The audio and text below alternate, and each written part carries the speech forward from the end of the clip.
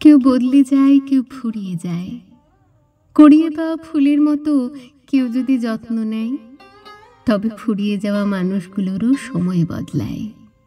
ধূসর আলো শেষে রঙিন সময় আসে। বিকেলের স্নিগ্ধ বাতাসে তাদেরও হয়তো বাঁচতে ইচ্ছে করে। পূর্ণিমার জলসানো চাঁদের আলোয় অপলক তাকিয়ে তাদেরও হয়তো মনে হয় জীবন অপরিমেয় সুন্দর।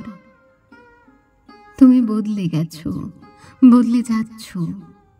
কথাটা বলা যত সহজ, তার সে বদলে যাওয়া পরিস্থিতিটা জেনে তার পাশে থাকা ঠিক ততটাই কঠিন।